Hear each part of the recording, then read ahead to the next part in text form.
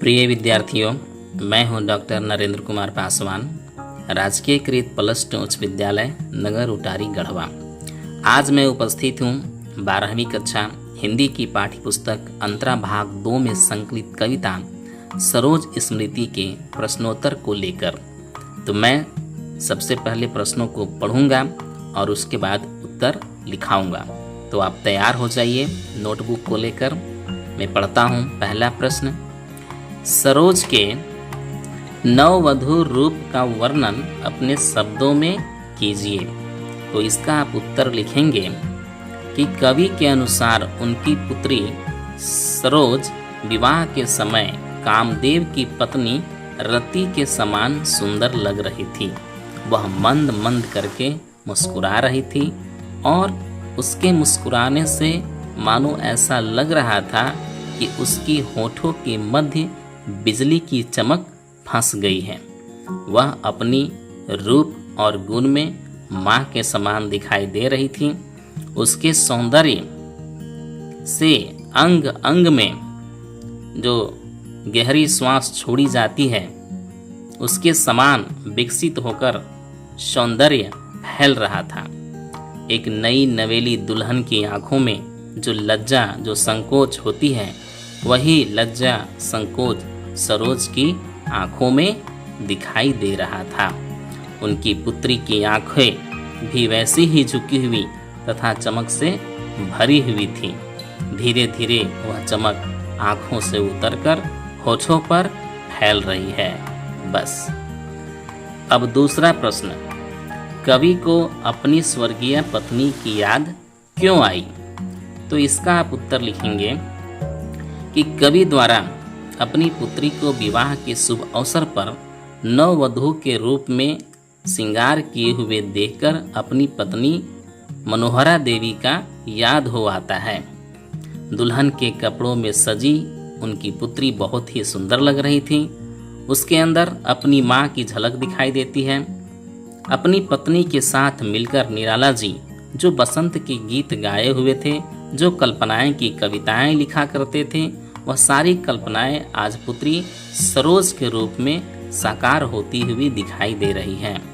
वह सरोज को देखकर खुशी से भर जाते हैं। उन्हें लगता है कि मानो उनकी पत्नी सरोज का रूप धारण कर सामने खड़ी हो गई है। पुत्री को विवाह के समय शिक्षा देते समय भी निराला को अपनी पत्नी का स्मरण हो आता है। जिस प्रकार माँ अपनी पुत्री को विवाह के समय सुखी गृहस्थ जीवन जीने की शिक्षाएं देती हैं, यहाँ पर उनकी पत्नी अर्थात मनोहरा देवी की अनुपस्थिति में निराला को वे सारे कार्य करने पड़े थे और उन्होंने अपनी पुत्री को गृहस्थ जीवन जीने की शिक्षाएं स्वयं दिए थे। ऐसे ही महत्वपूर्ण अवसरों पर निराला जी को अपनी पत्नी की याद आती है।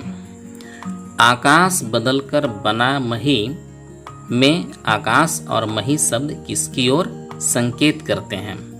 यह आपका तीसरा प्रश्न हो गया। आप इसका उत्तर लिखेंगे कि ये शब्द कवि की श्रृंगार से पूर्ण कल्पनाओं तथा उसकी पुत्री सरोज की ओर संकेत करते हैं। कवि के अनुसार वह अपनी कविताओं में जो श्रृंगार की पंक्तियां लिखा करते थे, जो श्रृंगार की कल्पनाएं किया करते थे, वह कल्पनाएं नववधू सरोज को देखकर सरोज के रूप में साकार होता हुआ दिखाई देता है और लगता है कि वो सारी कल्पनाएं जो साकार हो रही है, अब वह धरती पर उतर आई है। इसका दूसरे शब्दों में भी आप लिख सकते हैं कि सरोज की माँ अति सुंदर थी और सरोज भी सुंदर थी। एक तरफ उसकी माँ आकाश धर्मी है तो सरोज जो है वसुधा धर्मी है। अब चौथा प्रश्न, सरोज का विवाह अन्य विवाहों से किस प्रकार भिन्न था? तो इसका आप उत्तर लिखेंगे तो सरोज का विवाह बेहद ही साधारण तरीके से हुआ था। इसके विवाह में किसी भी तरह के चमक दमक नहीं था और न ही विवाह के मांगलिक गीत गाए गए थे। इस विवाह में किसी भी प्रकार के रिश्तेदार, मित्रों या पड़ोसियों को नहीं बुलाया गया था, न ही आमंत्रण पत्र कहीं भेजा गया था। इसमें किसी भी प्रकार का संगीत या मेहंदी के रस्म नहीं निभाए गए थे। किसी ने भी विवाह के गीत नहीं गाए थे। बस चारों तरफ शांति ही शांति विराजमान थी। यह विवाह इसी शांति के मध्य हुआ था और माँ के अभाव में कवि ने ही माँ की सारी जिम्मेदारी को निभाया था तथा उसे कुल संबंधी शिक्षाएं दी थी। यहाँ समाप्त हो गया। 5वां प्रश्न, शकुंतला के प्रसंग के माध्यम से कवि क्या संकेत करना चाहता है? आप इसका उत्तर लिखेंगे कि शकुंतला कालिदास की नाटक अभिज्ञान शकुंतलम की नायिका है। इसका जन्म ऋषि विश्वामित्र और अप्सरा मेनका के संयोग से हुआ था, परंतु मेनका शकुंतला को छोड़कर स्वर्ग चली गई थी और ऋषि भी तप करने चले गए थे। जंगल में अकेली नवजात शिशु को देखकर कण्व ऋषि उसे अपने साथ ले आए थे तथा उसे पालन पोषण करके बड़ा किए थे और उसके विवाह के अवसर पर माँ की सारी जिम्मेदारियों को निभाते हुए उसे विदा कर दिए थे। शकुंतला की भांति ही सरोज की माता उसके बाल्यकाल में चल बसी। उसका लालन पालन उसके ननिहाल में किया गया था। वह बच्ची माता पिता के प्रेम से वंचित रही। कण्व ऋषि के समान सूर्यकांत निराला जी ने सरोज के सयाने होने पर उसका विवाह कर दिया। सरोज की विदाई में निराला जी ने बहुत विलाप किया तथा मातृत्व के समस्त कर्तव्य उन्होंने निभाए थे। अतः निराला जी शकुंतला के माध्यम से अपनी पुत्री सरोज की ओर संकेत करते हैं, परंतु इसमें एक बात यह भी है कि शकुंतला को उसकी माँ अप्सरा मेनका ने स्वयं छोड़कर चली गई थी, परंतु सरोज की माँ की अकाल मृत्यु हो गई थी। बस। 6वां प्रश्न, वह लता वहीं की जहाँ कली तू खिली पंक्ति के द्वारा किस प्रसंग को उद्घाटित किया गया है? तो इसका आप उत्तर लिखेंगे कि कवि निराला जी इन पंक्ति के माध्यम से सरोज के लालन पालन के प्रसंग को उद्घाटित करते हैं। उनकी पत्नी मनोहरा देवी के निधन के पश्चात उनकी पुत्री का लालन पालन ननिहाल में हुआ था। पहले मनोहरा देवी लता के रूप में वहीं विकसित हुई थी, अर्थात मनोहरा देवी जी का जन्म वहीं हुआ था। अपने माता पिता के देख रेख में बड़ी हुई थी। लता जब बड़ी हुई अर्थात मनोहरा देवी, तब तुम उस लता में कली के समान खिली, अर्थात मनोहरा देवी जी के संतान के रूप में सरोज का जन्म हुआ। परंतु माँ की अकस्मात मृत्यु के बाद नाना नानी की देख रेख में युवावस्था को प्राप्त होकर के एक युवती बनी। नाना नानी के पास ही तुम्हारा समस्त बाल्यकाल बीता तथा वहीं तुमने युवावस्था में प्रवेश किया। तो सरोज कली थी उस लता की, अर्थात मनोहरा देवी की, जिसका लालन पालन ननिहाल में हुआ था। बस। अब 7वां प्रश्न, कवि ने अपनी पुत्री का तर्पण किस प्रकार किया? तो इसका आप उत्तर लिखेंगे कि कवि अपनी पुत्री सरोज से बहुत प्रेम करते थे। वह चाहते थे कि मृत्यु के पश्चात सरोज को किसी भी प्रकार का कष्ट न हो, अतः उसकी सद्गति के लिए वे अपने जीवन में अर्जित सभी कामनाएं एवं सद्कर्मों को पुत्री के तर्पण करने में अर्पित कर देते हैं। हिंदू धर्म में श्राद्ध के समय तर्पण देने का रिवाज है। इस समय जल, तेल, गुड़ आदि का मिश्रण सामग्री मरे हुए व्यक्ति को तर्पण किया जाता है देकर।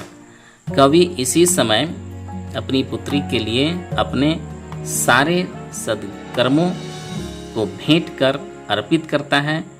इस प्रकार एक पिता अपनी पुत्री को श्रद्धांजलि देता है, तर्पण करता है। अब आपका है 8वां प्रश्न, निम्नांकित पंक्तियों का अर्थ स्पष्ट कीजिए। इसमें 4 प्रश्न हैं, क, ख, ग, घ। तो मैं प्रश्न पढ़ूंगा और इसका उत्तर बताऊंगा। क, नत नयनों से आलोक उतर। आप इसका उत्तर लिखेंगे, कवि निराला जी के अनुसार उसकी पुत्री विवाह के समय बहुत ही प्रसन्न है। नववधू बनी उसकी पुत्री की आंखों में लज्जा और संकोच के भाव हैं। उसके कारण उसकी आंखों में चमक है। कुछ समय पश्चात वह चमक आंखों से उतरकर उसके होठ तक पहुंच जाती है। बस। ख, श्रृंगार रहा जो निराकार। अब इसका उत्तर लिखेंगे। इसका अर्थ है ऐसा श्रृंगार जिसका कोई आकार न हो। कवि के अनुसार इस प्रकार की श्रृंगार ही अपनी रचनाओं में अपना प्रभाव छोड़ पाती है। कवि ने अपने द्वारा लिखी श्रृंगार रचनाओं में जिस सौंदर्य को व्यक्त किया है वह उसे नववधू बनी पुत्री सरोज के सौंदर्य में साकार होता हुआ दिखाई देता है। इसीलिए कहते हैं श्रृंगार रहा जो निराकार। अब तीसरा ग, पर पाठ अन्य यह अन्य कला। आप इसका उत्तर लिखेंगे कि इस पंक्ति में कवि को अपनी पुत्री को देखकर अभिज्ञान शकुंतलम नाटक की नायिका शकुंतला की याद आती है। उनकी पुत्री सरोज का माता विहीन होना, पिता द्वारा लालन पालन करना, विवाह में माता के स्थान पर पिता द्वारा किए गए कर्तव्यों का पालन करना, यह सब शकुंतला से मिलता है। परंतु उसका व्यवहार और शिक्षा में सरोज शकुंतला से बहुत ही अलग है। इसीलिए वह कहता है कि यह पाठ अलग है, परंतु कहीं कहीं पर यह मिलता है और कहीं अन्य विषयों पर यह बिल्कुल अलग हो जाता है। जैसे शकुंतला को उसकी माँ ने स्वयं छोड़कर चली गई थी, परंतु सरोज की माँ मनोहरा देवी को मृत्यु ने छीन लिया था। अब घ, यदि धर्म रहे नत सदा माथ। तो इसका आप उत्तर लिखेंगे। इन पंक्तियों में कवि ने पिता धर्म को निभाने की दृढ़ निश्चय दिखाई देता है। वह अपने पिता धर्म का पालन सदा करना चाहते हैं और इस कर्तव्य के पालन में वह विनम्रता के साथ अपने माथा भी झुका लेना चाहते हैं। आपका प्रश्नोत्तर यहाँ पर समाप्त हो गया। और भी कुछ प्रश्न हैं जिसे आपको स्वयं ही करने हैं, तो उसे आप कीजिए। और आप लोग इस वीडियो को देखें सुने, इसके लिए बहुत बहुत धन्यवाद।